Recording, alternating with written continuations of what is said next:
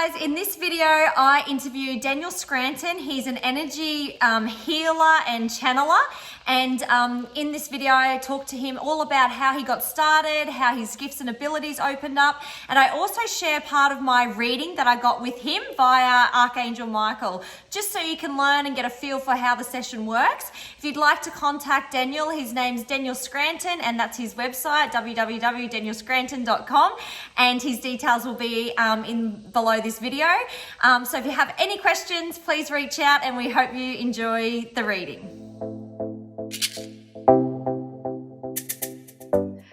Hey guys, it's Roxy here, and today I have Daniel Scranton with us, who is a channeler and a dear friend in Hawaii that we have used so much. And we wanted to bring him on the show to show you guys, so you had another modality, another contact to reach out to. So welcome, Daniel. Good to be here. We love connecting with you because your channeling has helped us so much. Can you give everyone here today an overview of what you do and who you channel into? Well, yeah, I reach for the higher dimensional collectives and beings that are here in support of us all, and basically they come through me and I'm able to receive their energy. So that's the biggest thing about channeling that I think many people don't know about or don't think about, because they look at the finished product and they say, okay, this is what was said, this is what they're predicting, this is what they're saying about this situation, but they don't know that it's, first and foremost, it's an energetic transmission that we receive. So you imagine yourself as like the human vessel that you are, opening yourself up to have this light and this energy and this consciousness come in and sort of move through you and wrap around you and change you in the process. And as all that's happening, you, the human being, get inspired to speak, and you just start speaking and words just start flowing and concepts and ideas start coming out. And it's very much a collaborative experience for the human being. We're a part of it. We're not just sock puppets that the beings are sticking their hands into and moving us around. You know, we're really co-creating it with them, and we use our language and our vocabulary, unless we're speaking light language. That's a whole different story. But that's basically what I do, is I allow that to happen. People come to me, they have questions, or I just do a daily transmission as well from the Arcturian Council, where they will tell us what they're seeing going on here and what they want us to know and how they're helping. Yeah. Yeah. And who else, like the archangels, you tap into as well and read that energy? Who are they? Well, I've channeled Michael and Gabriel, the two most well-known ones. I've never actually tried to channel any of the other ones, but I do channel a lot of different beings. So you know, there's just a point where you say, okay, enough is enough with this group. I don't have to channel all of you. But Michael really just came to me one day, and it was clear that that was something that was happening, and I just let it happen. And at first Michael came through in a light language, and then I set out to channel them. The archangels are collectives. They're not you know, singular humanoids like us with male and female. We just give them those attributes. But the collective known as Archangel Michael just came through me after I reached out, and it was a very different experience for me than anything else I'd ever experienced up until that point, and certainly very angelic feeling to it, and very full and deep connection there. That's probably why it happened for me. So beautiful, like the frequency of feeling that connection. So how did you fall into doing this? Like, were you're awoken already and on this kind of journey? I was awake for a long time before I started channeling. I I got into channeled material very shortly after awakening, and once I discovered it, it was all I wanted to read and listen to. And then I found Esther Hicks, who is still out there channeling all the time, Abraham, and realized, oh, I can go actually see a person do this live. That's what I want to do now. And started going to all the Abraham workshops I could. And then it just started to happen one day. It just started to move to me and through me. And at first I felt the energy. Like I said, energy is the key. You want to feel something if you're going to channel. You don't want to just think thoughts and think that that's channeling, because there's a lot of stuff out there. There's a lot of thought streams and thought forms and lower vibrational beings too that can mess with people and give them false information. And I think, now that so many people are channeling, you really have to pay attention to the energy that the person is holding, and whether that's an energy that feels good to you. And you can't just say, well, that's interesting. Let me see what this person is saying now, because there's a lot I see out there that's very mental, and it's not very embodied channeling. But when someone is actually channeling, you can see it in them and feel it in them.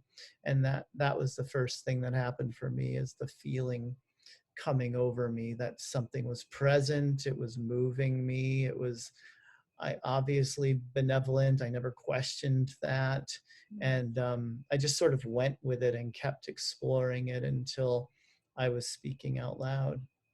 It's so incredible. When we got on this path just under 2 years ago, Daniel, our brother, found you, and we were just so excited to get a reading because we were getting so much in our meditations and our downloads.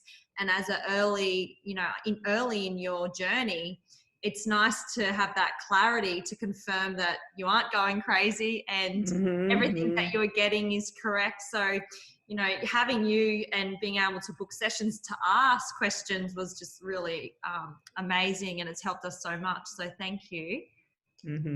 My pleasure. It's been fun working with you guys. The whole family. Yeah. So we're going to start a channeling today, so you can get a feel for Daniel and how his process is. And I'm going to ask a few questions that you can listen to. But before we get started, Daniel, how can everyone get in contact with you? Well, my website is my name, danielscranton.com. Yeah. And I'm on YouTube as well. I've got thousands of videos on YouTube on my channel. A lot of people also will take my videos and reproduce them with like a robotic voice and stuff. So my stuff is all over YouTube. But if you want to see me actually channeling it and get the whole thing, then you'll want to find the channel that's called Daniel Scranton. And yeah, like I said, there's thousands of videos on there. And yeah, good daily Facebook good too. daily channels, hey, from the Arcturian Council. Yeah, I love it. I love doing it. It's fun. Yeah, so awesome. So I think today, thank you so much. And today I'm going to go with Archangel Michael because I feel him around me. So yeah, I'm thinking that I'll tap into him today, please. Okay. Thank you.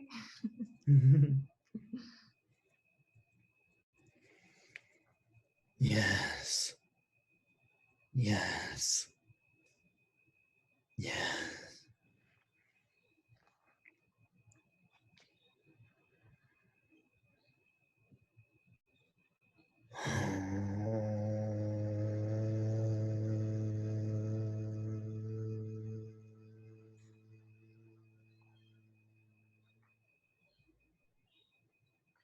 Yeah. Yeah. Yeah.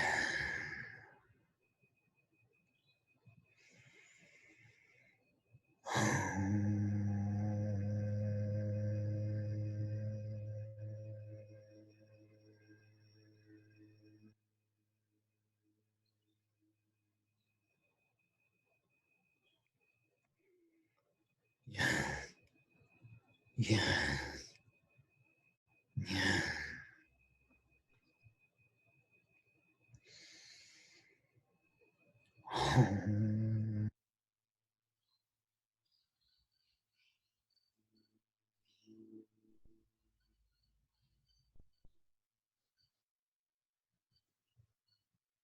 Yeah.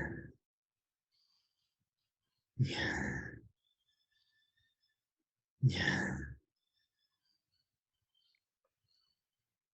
Welcome.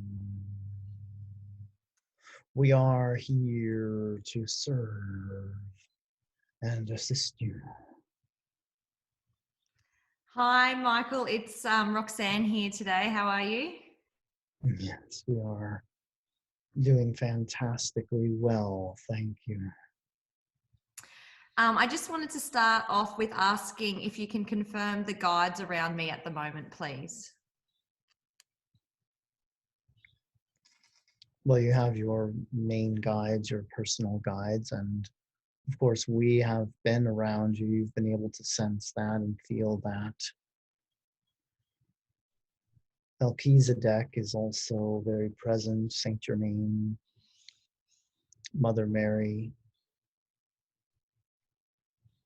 is very present around you. Archangel Raphael is also here to join in the festivities. Your galactic family is growing in numbers all the time in the sense that new beings are taking an interest in you. They all have a connection to you, of course. The Pleiadians are particularly interested in what's going on with you now as you decided recently to put yourself out there as a guide and a healer and channel for others. And that always draws a lot of Pleiadian and a lot of Syrian attention. And so you've got that energetic support around you that you can feel for. Also, the fairies are very present with you as they want to make sure that you are keeping it light and fun, that you're being playful about your spiritual evolution and about what it is that you have to offer the rest of humankind. Thank you. Is there any messages that I can, from them, that I can improve on anything in particular in my day-to-day routine? They are showing us how important being grounded to Mother Earth is for you and for your process, and as much earthing as you can do, as much connecting to the soil underneath you and the grids and all the nature spirits that you can feel around in nature. That's what's going to allow you to maintain that high vibration and to actually be able to let all of that energy in, let it move to you and through you that is coming to you. Okay, thank you. Is there any past lives yet that I need to integrate or work through for ascension?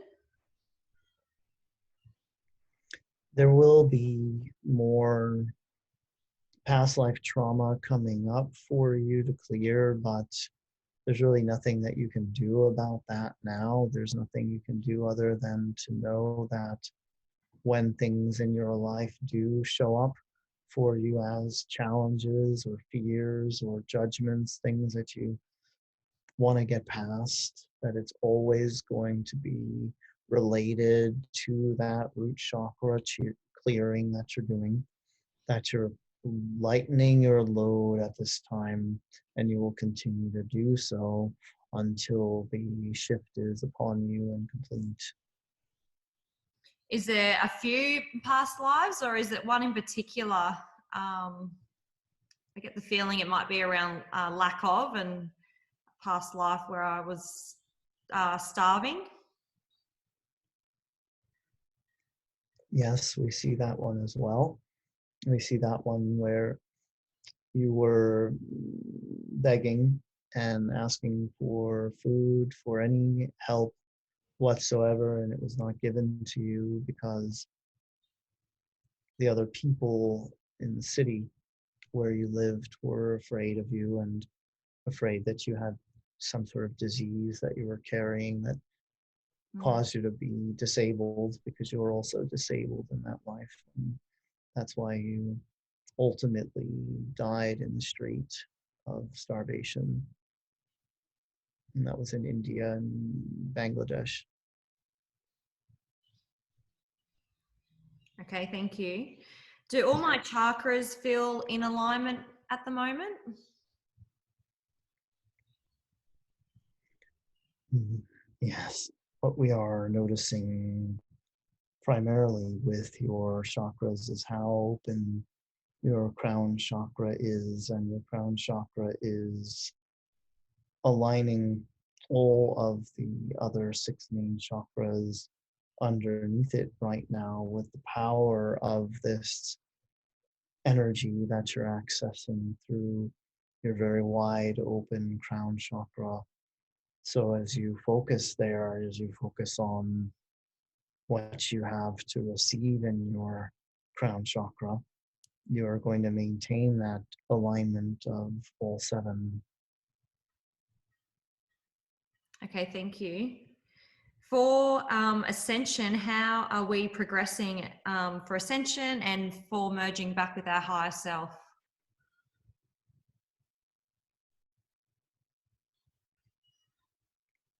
Everything is progressing according to plan. Your awareness of it, your sensitivity to energy, and your willingness to explore everything that you're feeling is helping you to integrate your higher self faster than the average human is. Your ascension is a guarantee at this point, Mhm. and the ascension of all of humanity is going to go much more smoothly because of what you have been going through there over the past year with the pandemic. You are ultimately smoothing the rest of the path for yourselves with that energy that you've been summoning, and with all of the wonderful awakening experiences that have happened over the past year to help bolster the numbers of humans that are ready for this ascension. Okay, thank you. So we're sitting in a fourth dimension and tapping in and out of fifth dimension. That's correct. Yeah, thank Mhm. you. So I've been working with the galactic team in a ship above our house. Is there any messages from the team on the ship at this time?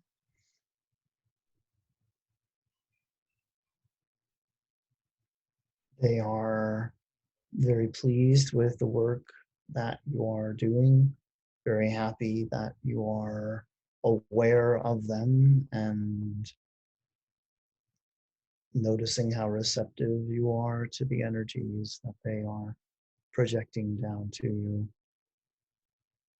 They want you to make sure you are tuning in at least once a day to see how your body is handling the energies, and to make sure that you are giving yourself everything that you need, all the rest and all the hydration, and perhaps listening also to when your body is saying to you that you need to get out in the sun or get out and ground to Mother Earth,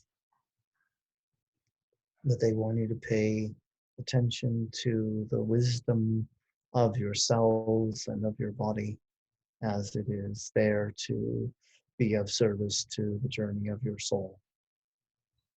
Mm. Thank you. And on the team, the main people are Zolo, Daedra. Is it Rochelle? Yes. Yeah. Is there anyone else that I should be calling out to in particular?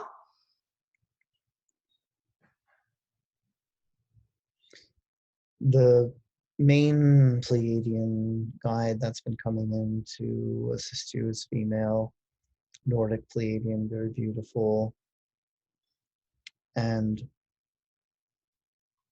very gentle with you. Her name is Pleora, and she wants you to relax and let her and the rest of your team do more of the heavy lifting for you as you can give out more instructions and tell them what you need and what you want, and then let them handle the rest. Let them handle the details of how you're going to get from point A to point B. Okay, thank you. I've been feeling to just live in the now, and yeah, so that makes sense for me. When I go to the ship, I go into a vibrational room, and there's med beds there, and it's like this like chamber where you go to refuel and elevate like your frequency. I'm being shown more and more in my meditations in terms of visuals. Is there anything else that they would like me to know about this room at this stage? You can feel the vibration of the room itself and bring it back with you into your home. You can project that same vibration that you feel when you're in the room on the ship out onto any part of your home, like a hologram, a holographic image, Right. and feel the presence of that same healing energy. That's what you're meant to do with that experience, is to bring it down to earth.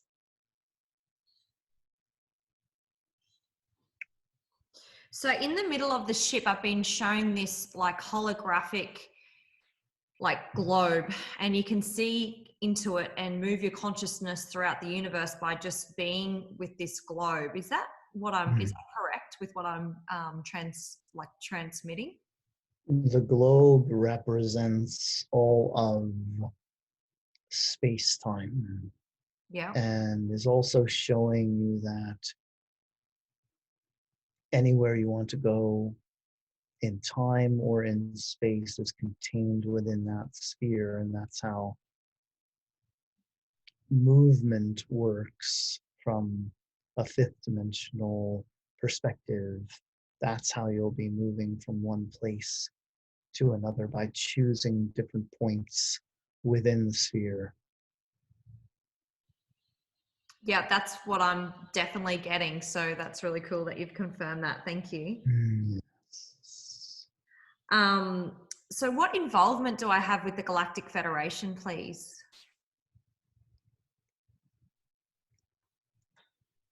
They are very interested in preparing you to become a full ambassador, to work throughout the galaxy as an Earth ambassador, and that's what you're being groomed for at this time. You have soul family members in Federation who have been tracking you and watching your progress throughout this life and taking your temperature, so to speak, to see how ready you are for that experience of becoming the ambassador that you're destined to become. Okay, thank you. I've been visited by a being from the Galactic Federation. His name was Mantras. It was quite clear. His energy just like popped in, and I felt it. It was very strong. They were in London. The ship was in London, and he said he was high fives in terms of dimension, like frequency. Can you Yeah. share a little bit around that for me to get more clarity and what the purpose was? Well, that is part of the grooming process for you, the connecting with beings like him Mm. prepares you physically and energetically for more of those experiences with other ET beings, and being around a being that is fifth dimensional does invite you to naturally raise your vibration so that you can feel into the fifth dimensional frequency. Yeah, and what timeline roughly is it set for, a meeting in the flesh with these beings? It's going to happen in this calendar year at some point. We don't know exactly when because there's so many timelines in front of you, but you're going to do it more likely than not in 2021. Exciting, thank you. So Mm. Pete has been visited from Commander Ashtar, and the other night I was channeling through Commander Ashtar, and he's from the Galactic Federation, I believe. Is there any messages from him for Pete at this time, please? Yes, they are very connected. They have a long history together of being travelers and exploring the galaxy. Pete is very dear to him, Mm. will be taken under his wing when the timing is right, and will be fulfilling his role more clearly as a leader in the movement there on Earth to raise the consciousness and evolve and ascend as a collective. He's very proud of Pete and very happy to have made the connection at this point. He says things are ahead of schedule, actually. Oh, I got chills. Mhm. Thank you. Yes, I got this sense that I saw Pete's kind of splitting from source with these other beings, and it was like this agreement of one would go down and have this time Yes, indeed. with help from the other one above, and Yes. yeah, and was this Commander Ashtar one of the closest that I saw that they Yes. yeah. Yes, he was in that. Yes. Yeah. Oh, that's so exciting. Thank you.